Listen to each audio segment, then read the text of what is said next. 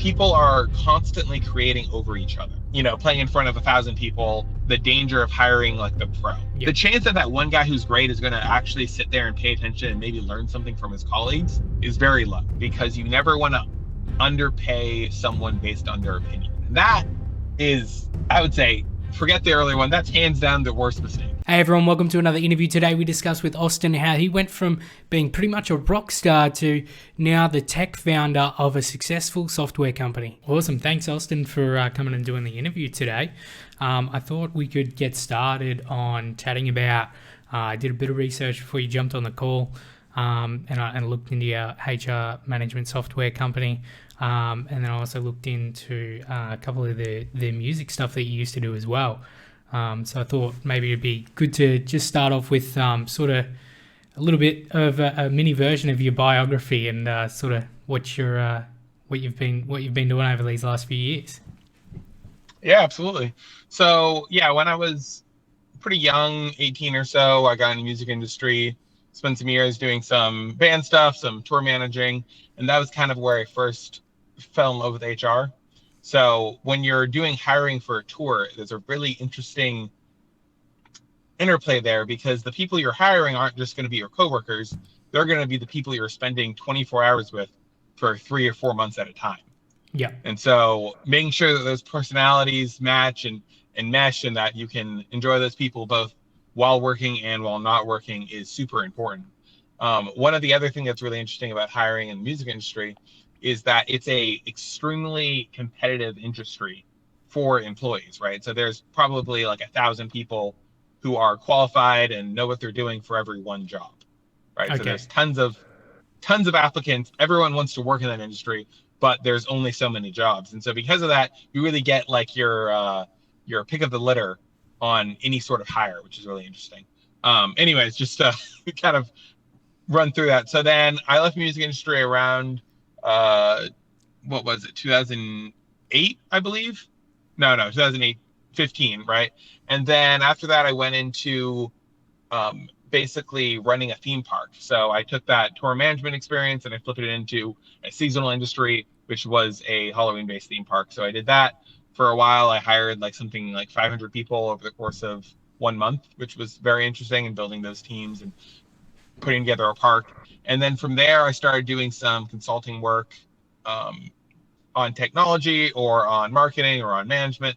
And that landed me at a company called Equity and Help. And so when I first showed up at Equity and Help, it was about 5 employees, very much a young real estate investment startup. And I showed up there as a consultant, and it was such a fun time putting all the pieces together at such high stakes with, lots of money involved. And so I basically stopped consulting at that point and then stayed with Equity and Help for about 5 years. Really enjoyed the time there, got to build some great teams, lots of hiring, also went to sales and marketing and was like a C-level executive there for those 5 years. Over that time, I found some tools that were really useful for managing employees, for training employees, for keeping track of production.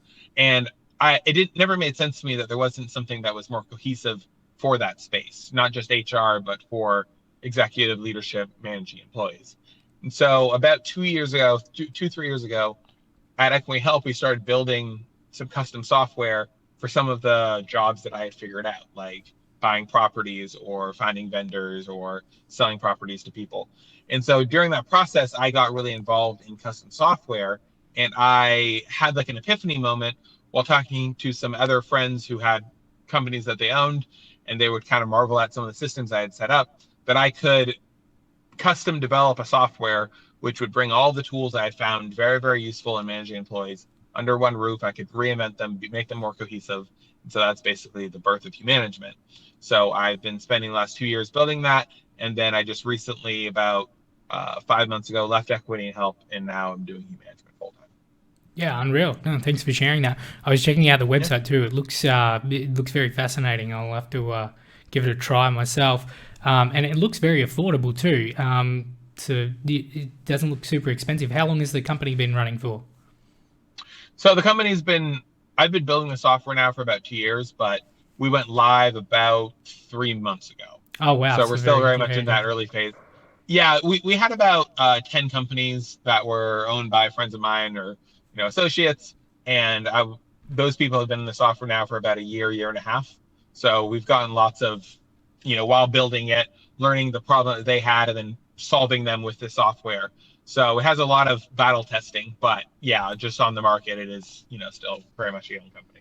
Yeah, unreal. I've got some more questions about launching that business.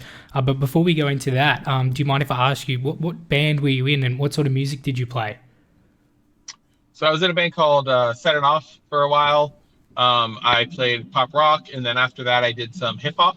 So I was doing like poetic type hip hop under the name Progress. Also played some shows and stuff under that name before leaving it to then, go into the corporate world.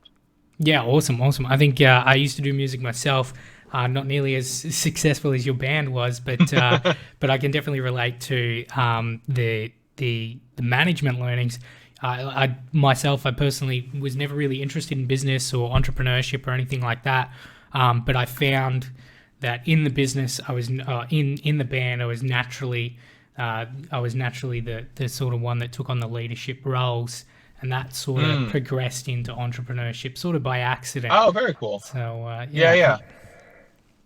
Yeah, it was a really interesting experience, especially doing the hip hop under Progress, because going from a band scene and then doing something more solo, I got to, I basically had gotten to the point where I had been accepted on some big festivals in Atlanta, and starting to talk about some tours with, some not huge names, but decent sized.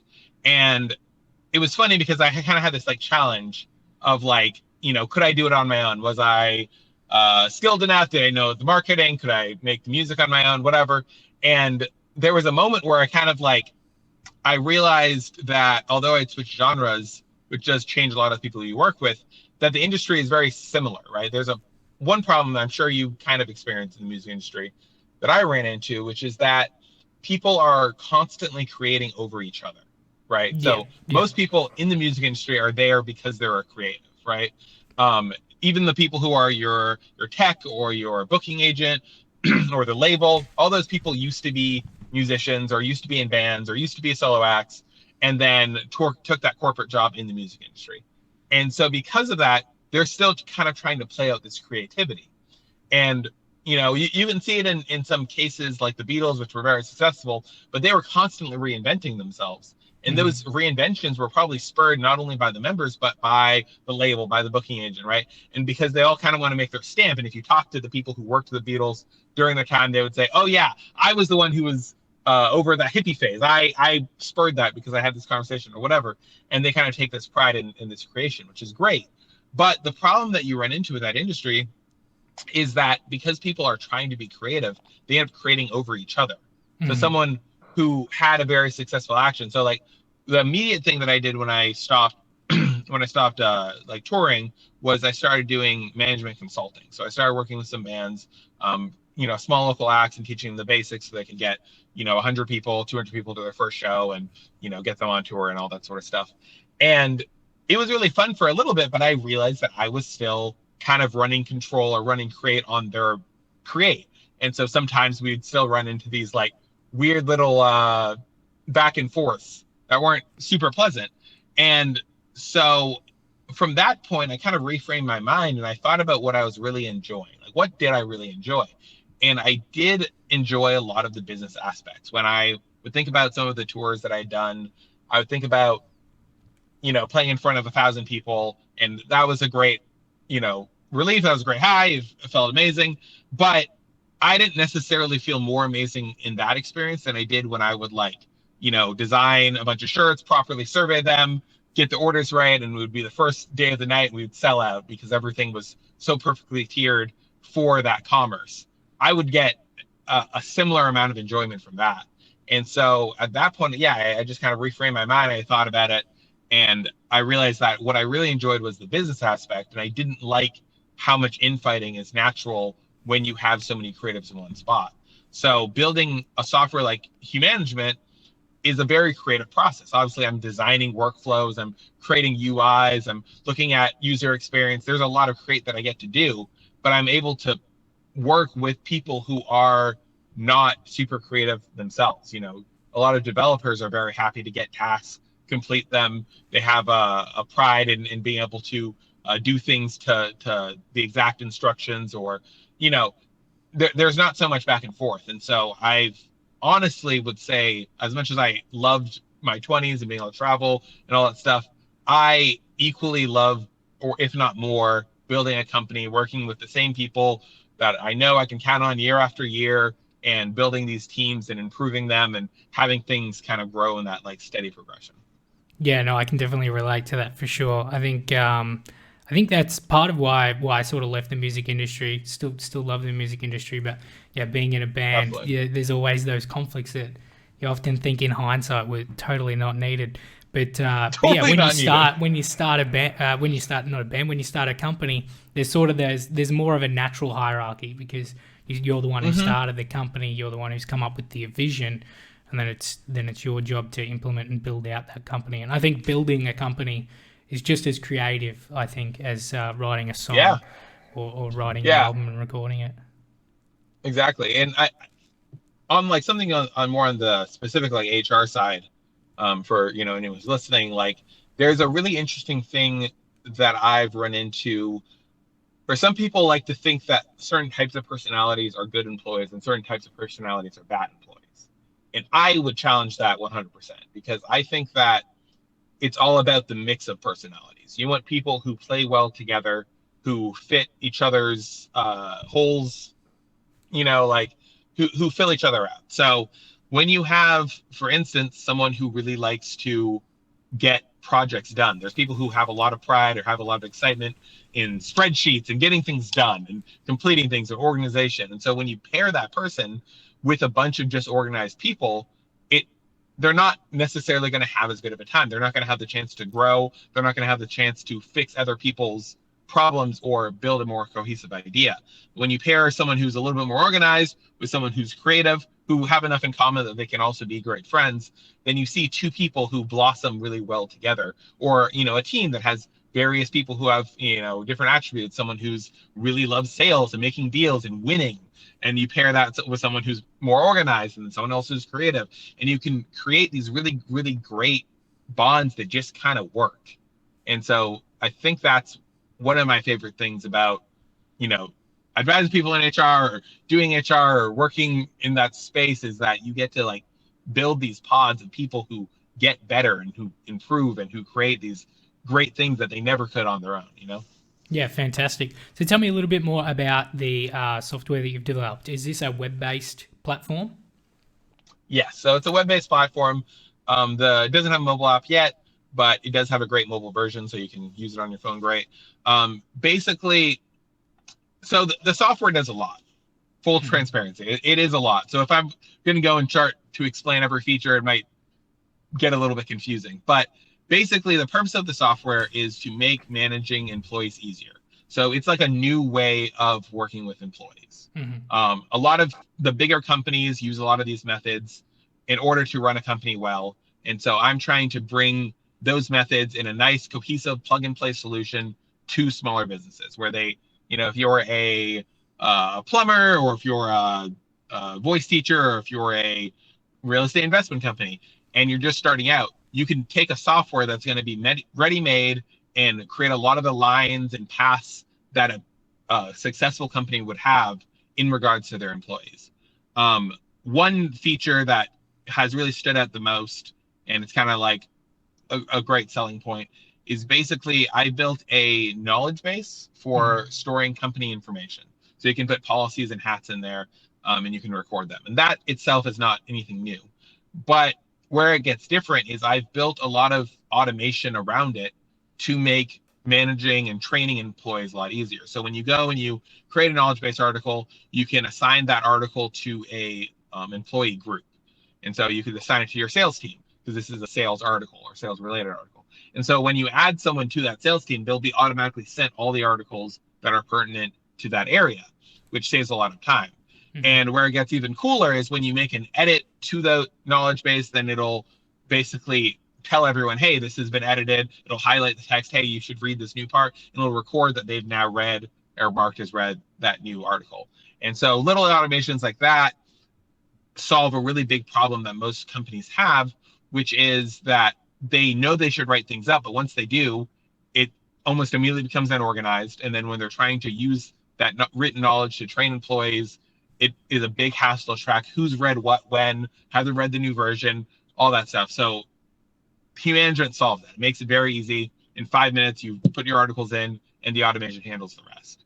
So that's one of the core Yeah, features. unreal. So I think the end goal to sort of make it like an all-in-one HR management software that is from A Exactly. to B. Yeah. And is there things like there was a software that I used to use, they're not around anymore for whatever reason, but they used to have all these like systems, and what you could do is you could implement your own systems into it, and literally you could create a process for someone to follow, and you could click next and it would come up and integrate everything.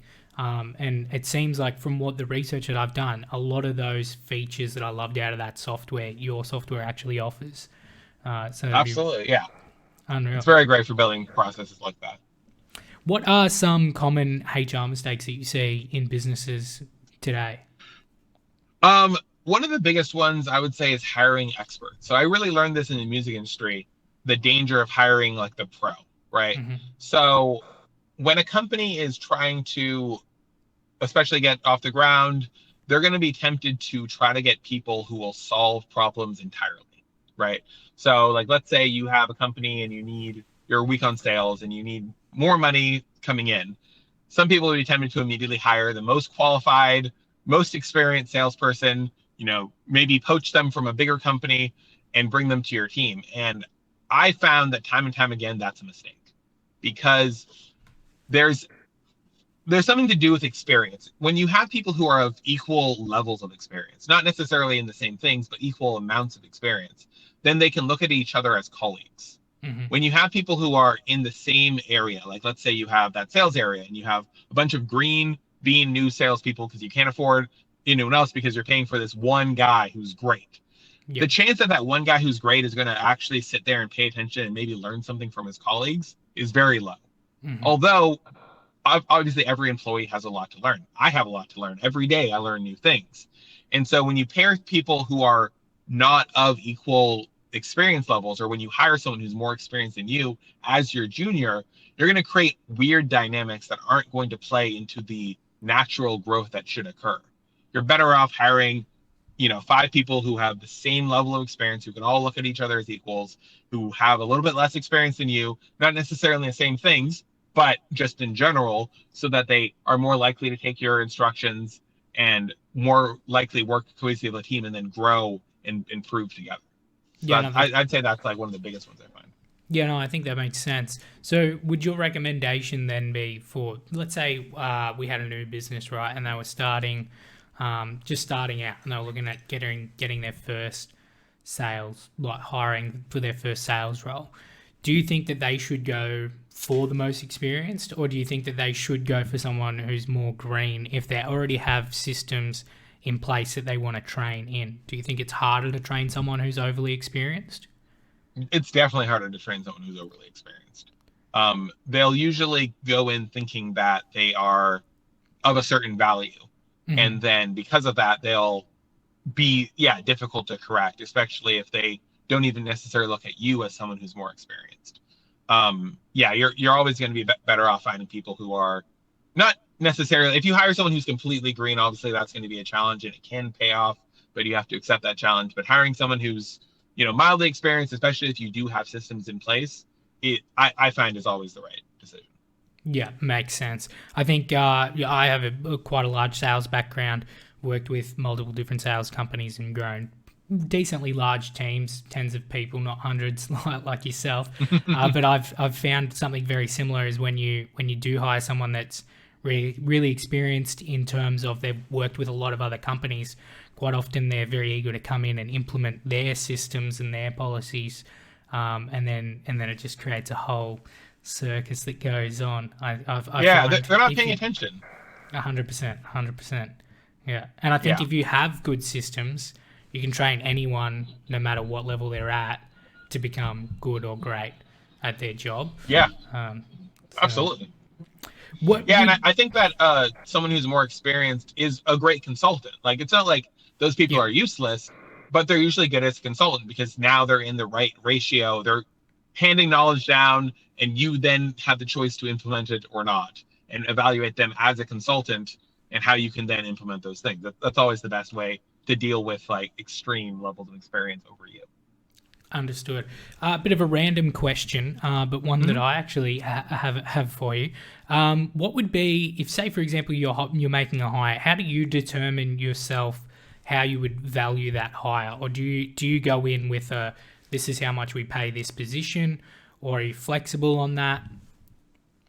It's a great question. I think that you always have to ask them what they are looking for, because you never want to underpay someone based on their opinion of themselves.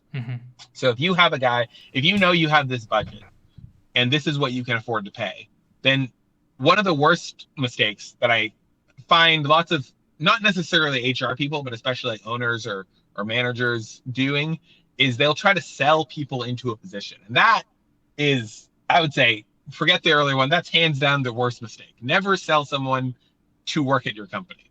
Never convince someone to work at your company. If someone comes and they say, hey, I'm looking for 80K, and you know that you can only pay 60K, don't even make the offer. Just go, hey, that's great, we can't afford it. Or if that person's worth it, then pay them the 80K.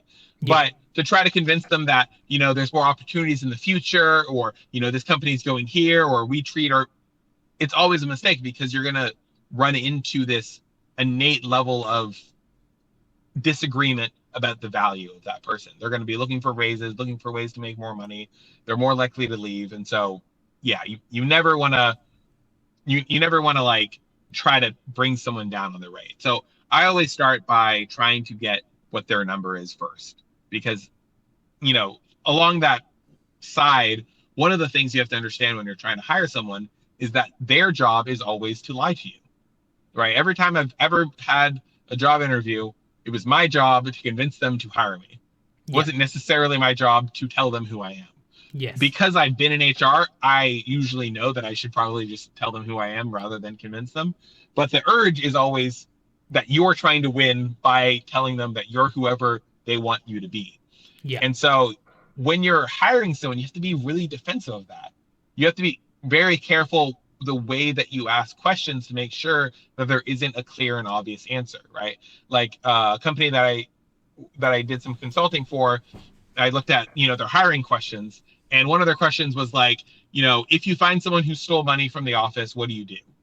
And it was like the most pointless question in the world, because who would not say, oh, I'm going to report them, or, oh, I'm going to go talk to them? Like, no one's going to, even if that person would have been like, oh, great, I would have taken 3-2, they would never say that. Because there's an obvious answer. So you're never going to get valuable information from a situation like that. You're always better off asking an open-ended question that has no clear answer. And it's hard. You have to come up with like very ambiguous lines and questions, but it's super important, because they will lie to you.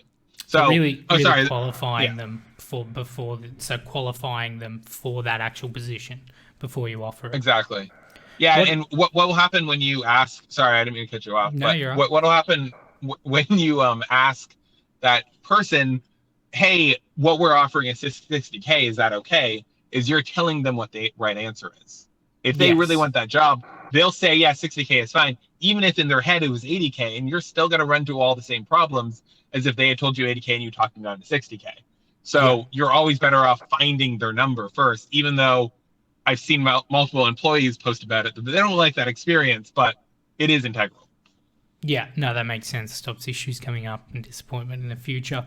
What are a couple of examples of questions that you could ask, either pre-qualifying questions or the way that you would rephrase a couple of those common questions that are asked in interviews, so that you can get the truth rather than accidentally or subconsciously selling the job? So I wish I had a list. I have like I could almost send you a few of the ones that I have written up, because I have some really great ones written up.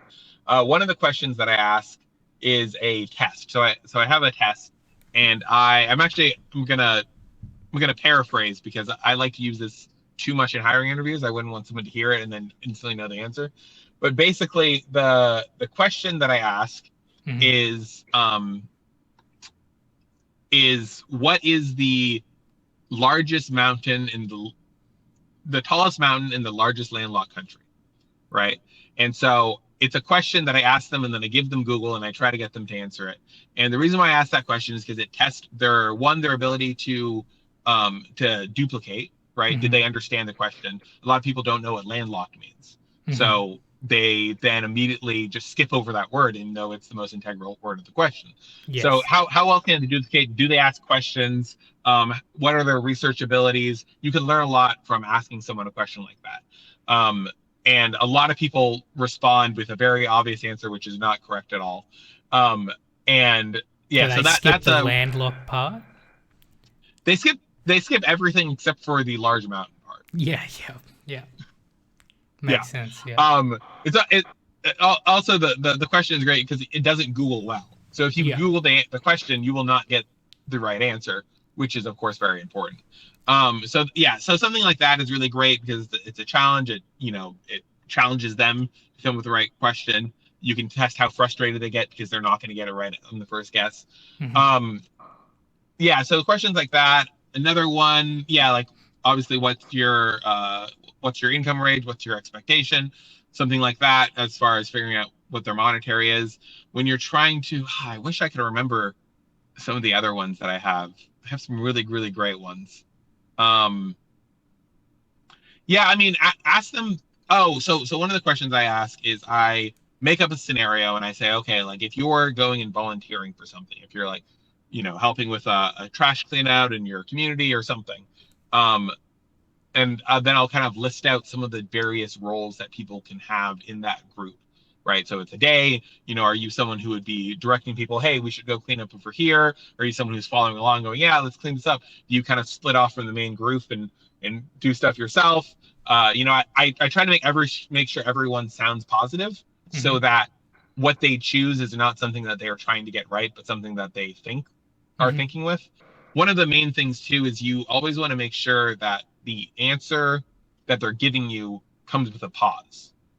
So if you say, where do you want to be in 5 years? And they immediately say, I want to be the head of blah, blah, blah, blah, blah, like immediately, then that's a pointless question. Whatever they said, just throw it out because it wasn't real, right? You want to Yeah. ask questions and then have them pause. Go, huh, that's an interesting question. I guess this, and then okay, this is more real. And I always continue to ask questions until I feel like I know who they're going to be for 5 months from now. But like that's always my goal. So I'll make an interview go from 10 minutes, or for an hour, or for 2 hours if I'm interested in the person, because until I feel certain that 4 or 5 months from now this is how they're going to act in that company, Mm-hmm. then I'm not really done with that interview. Okay. Another question I got for you, which might be a really Mm-hmm. different one. What would you do with, say, an example that I could use? So, um, one thing that I've always had trouble with over the last, say, couple of years, I'm really passionate about business. I love sales. I study these things. I look at these things. I'll watch YouTube videos all night on these subjects. And I've done job interviews before and they've asked me, what's your hobby? And I've told them that I would sit at home and I would read business books, or that I would watch YouTube videos on Mm-hmm. business and sales and finance. And I can tell straight away as soon as I say that by the look on their face. They think I'm full of shit. So, what would you Totally. say is a good way to try and distinguish the difference between when someone is trying to tell you what they think you want to hear, versus they're actually genuinely telling you what they actually mean? So body language is a really big part of it. It's one of Mm-hmm. the reasons why hiring people remote is more difficult, honestly. Mm-hmm. So when someone's saying something and it's something that should be bringing them joy, like if they're recanting something that was fun, right? So you're saying, this is my hobby.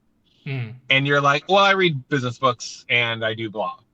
Mm-hmm. Then okay, maybe that's not very genuine. But if you're like, ooh, yeah, I read business books. Like I read this business book this other day, and it was really interesting because it made me rethink the way I do blah. Right? Like a long-winded answer is more likely to be honest than a short one. Yeah. So that's one of my key things.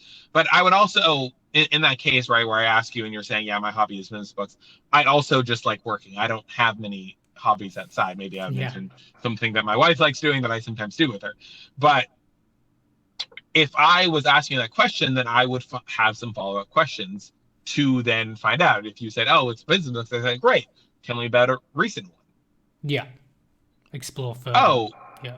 yeah, explore. Okay, and what'd you learn from that? Okay, how'd you apply that? Like Hmm. now, I'm getting not only information about that question and then testing your honesty, but I'm also getting kind of your mindset in that workplace and what Yeah. things you could offer. Makes sense. What could you tell us about starting a software company? So, what was your experience in? I know you said you already had experience in creating software yourself and developing Mm-hmm. programs and web apps. But what were the things that surprised you going into starting this startup? So one of the things that was very different in this software versus what I'd done before is I was mainly dealing with like low code um, software. Like I was building out of something called Udo, which you can hire developers for who already kind of knew that system, and that's kind of the whole story of how we got into that. But with building Humanagement, it was very different because especially with non-competes and all that sort of stuff, I didn't want to build with any tool I was familiar with. So I went full into like, we're just going to code this off of Python and React, if you know what coding languages are, and we're going to build it from scratch. And so it also is different when you have your own money on the line, because obviously I was just funding that myself. I didn't go for like Series A or anything like that. I'm just using my paycheck to pay for that software at that point. Hmm. And so the biggest mistake, and it's really funny. It's actually embarrassing what my biggest mistake was when I first started. But basically, I did not put enough importance on hiring. That Yeah. that was my big issue. So there's a really really great book called Good to Great. It's by Jim Collins. It's Hmm. an excellent scientific study of businesses that gives you some really actionable insights. And so one of the core principles of that book that he found in a lot of these great companies is what he called who first, right? And so I read that book about a year into the software, and it completely. I was feeling bogged down because I was hiring people to build this thing, and it was a little bit outside of my wheelhouse, and so I was having to trust on people who are in that field more experienced than I was, which I knew was a mistake, but I didn't have necessarily other options. I was trying to read and learn as fast as possible. But a few people had led me astray, honestly. A few employees had spent built some things that weren't what I wanted and weren't what I needed, and all that sort of stuff that runs into that. So I was about at that point 6 months behind my projected timeline for the projects and stuff like that. And so when I read that book, what it basically said is that when you start a business, when you're starting something and you're trying to make something a shift in your business or whatever, the first part of that new strategy is who first. You want to Hmm. make sure you have the right people on the bus. And he went through some in that book. He goes through some great examples, like in Hewlett Packard, which was an excellent company that changed the world in many many ways, especially the business world. And they basically two people decided they were going to build a company before they had even decided to make computers. They were Yeah. just like, hey, we're friends, let's make a company together, we work well together. And then they did that the same thing. They were hiring people way past their payroll, because at that time I think a war had ended, and so there was a lot of really great people who now were out of work or looking for their next game. And so they hired these people, and it was something that was really successful for them because they had this great, really committed team that was fully engaged in solving a problem. And so because of that, they were then able to find great problems to solve, and then as a team build and solve those problems, and created a great, multinational billion-dollar company. So in when I read that and I really understood, like that was what he said was like one of the very first things is who first. I then basically, with the exception of one developer, got rid of everyone and went completely back to the drawing board. And prior to that, what I was doing was I would interview, let's say, 10 to 15 people. I would then look over those 10 to 15 people, decide who seemed best off of the various metrics and questions out of those 15 people, and I'd hire that person, right? And what I learned is that's the wrong thing to do. You should never hire someone because you've interviewed enough and now you need to get back on the road. All right. I was thinking, I'm just going to build a software and I'm going to find people who can just build the thing. And I know what I'm doing and I can say what it should do. And I'm just going to hire someone and they're going to build it for me. Yeah. And obviously I said it myself as well. But instead, when going, okay, I'm starting a business, I need to make sure that I only have the best employees who can operate as a great team. And that is my only mission as a founder right now. I don't have any other mission, income, completing projects, nothing else except for getting the right people. And so at that point, I switched. And I don't know, my next few hires, I interviewed 100 people, 150 people. It didn't matter because I found the people. And so once I did that, once I found those people, the progress that I made was like 3 or 4 times what it was before. Not paying more money, just because I had really decided that I was going to do nothing else but hire. And so that I would say in starting a company is one of like, I would tell anyone that. Just on your first hires, don't think you have any other importance in the world except for making sure that those hires are the right people. No, that totally makes sense. No worries. Well, I wanted to thank you for jumping on and doing this interview. Is there anything that you wanted to discuss or that you wanted to plug before we finish up here? Yeah, I mean, I would love for people listening to this to check out Humanagement. It's really great for pretty much any business that has employees. There's a lot of solutions there that you may not have heard of or be trying currently, but I can promise you that if you go in and you try and you look it out, everything will just kind of make sense to you. And you're going to be very happy, and your employees will be very happy that you decided to make your business more automated, easier to run, and have the lines that all the big companies do. Awesome. No worries. Thanks, man. And we'll put all those links in the description as well. So thanks heaps, Austin.